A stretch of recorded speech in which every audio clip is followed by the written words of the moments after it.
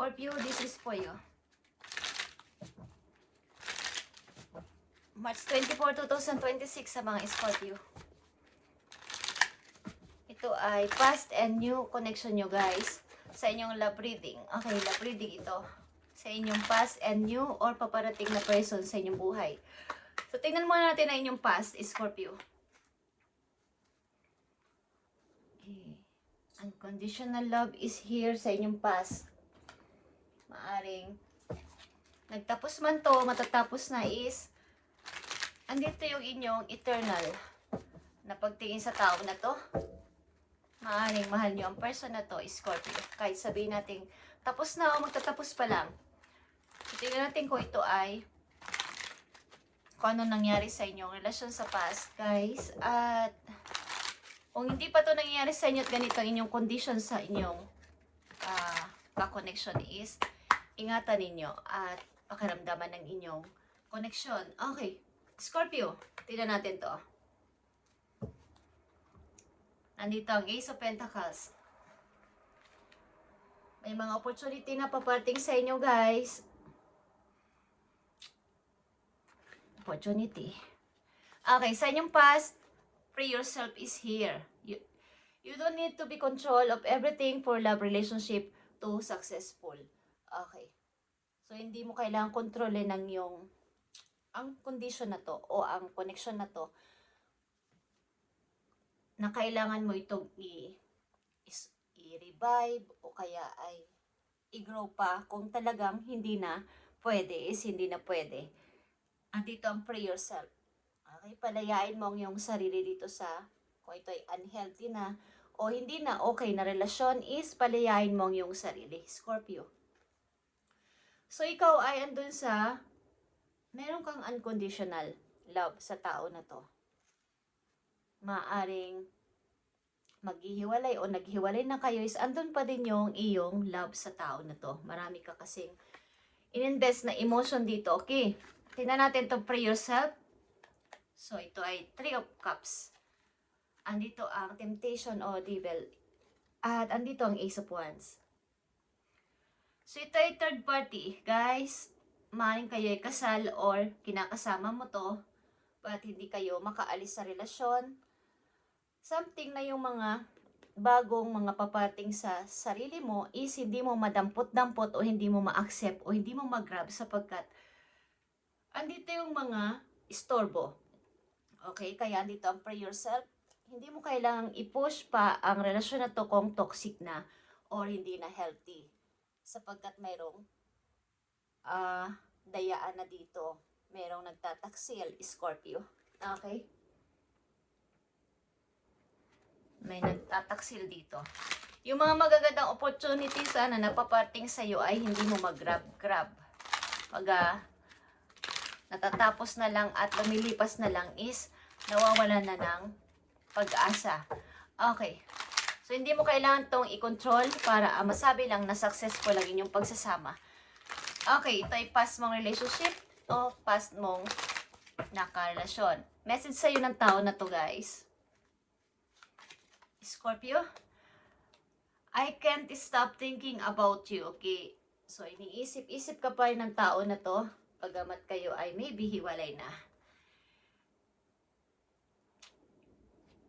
I hide who I really am from you. May tinatago kasi ang tao na to sa'yo at marami kang hindi alam pa sa person na to.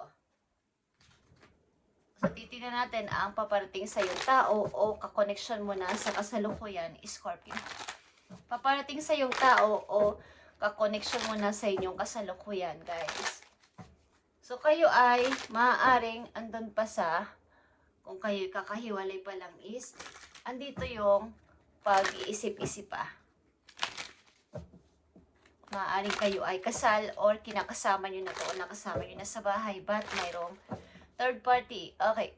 Paparating sa yung tao o kakoneksyon mo na sa ngayon, guys. Ito ay synchronicity. Ito ay divine soul, counterpart. Relationship is blessed with amazing moments of synchronicity. Ito ay hindi mo pa kilala. Maybe, or paparting pa lang. Tingnan natin to, Scorpio. Baka tatawagin mo siyang honey, Scorpio. Mahilig ang person na to, o mahilig ka sa bulaklak na yellow. Okay, tingnan natin yung nakapaloob sa message na to. Guys, sa susunod din yung karelasyon o magiging kakoneksyon o kakoneksyon nyo na alimangan guys sa inyong sitwasyon sa ngayon, sa kasalukuyan. Tingnan natin ang nakapaloob dito, Scorpio. Thank you. Okay. So, kayo ay maaaring bata pa na nasa reading. Okay, na-Scorpio na nandito. 30s pataas. Maaaring kayo ay may pagka-practical na tao, mag-isip at magdesisyon. Okay, tingnan natin ang paparating na person o kakoneksyon nyo, magiging kakoneksyon nyo. Remarkable guys. Notice everything remarkable about your relationship. Okay, guys, meron ditong mga note ng kanta. At meron ditong sing-sing. Okay guys, maaring kayo ay magkasundo sa mga music, sa pagkanta, or something na mayroong meron ditong magmamark sa inyo na parang pag naririnig nyo ang kanta na to ay kayo ay kapag sa awit na to, sa lyrics ng kanta na to is merong magandang ibig sabihin para sa inyong dalawa. O maaaring ito ay inyong team song o magiging team song. Okay. At lang sa inyo ay kakakonect sa music, guys. Sa tao na inyong magiging kakoneksyon sa kasalukuyan or paparating na tao sa buhay ninyo. Andito ang 5 of Arrows. Andito ang Princess of Cups. Halos pareho kayo ng edad maybe ng person na to na paparating sa buhay ninyo. At nandito ang 9 of Cups. Okay. Magiging masaya kayo sa bagong person na to o sa magiging kakoneksyon nyo sa kasalukuyan is maaaring kayo ay pinagtagpo ng tadhana. Okay guys, na parehong single o naging single. Halos magkapareho kayo ng edad ng person na to o ng age. At magiging masaya ka dito. Magkakaroon ka na ng bagong emosyon. Okay, sa iyong puso. Okay guys, maaaring ito ay Aquarius or yung energy of Cancer. Nandito ang water sign and air sign. Napapating na tao o energy sa inyong buhay, Scorpio. Mahinahon ng person na to, okay? Or vice versa. Practical mag-isip. Okay guys. At magiging masaya ang relasyon na to para sa iyo. Magkakaroon to ng parang masasabi mong remarkable sapagkat pareho kayo ng gusto sa buhay. Maring pareho kayong mahilig sa music. Okay? Tingnan natin ang message pa para sa iyo, Scorpio. Andito ang everlasting at ito ay soulmate mong masasabi. Okay? Ito ay soulmate guys. Ito ay everlasting na masasabi na pag-ibig. Okay. Scorpio.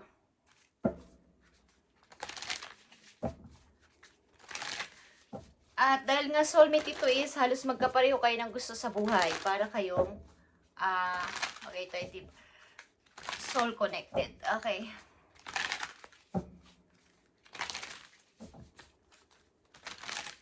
Message para sa iyo, Scorpio. Sa iyo mismo ito. Para sa iyo mismo ito.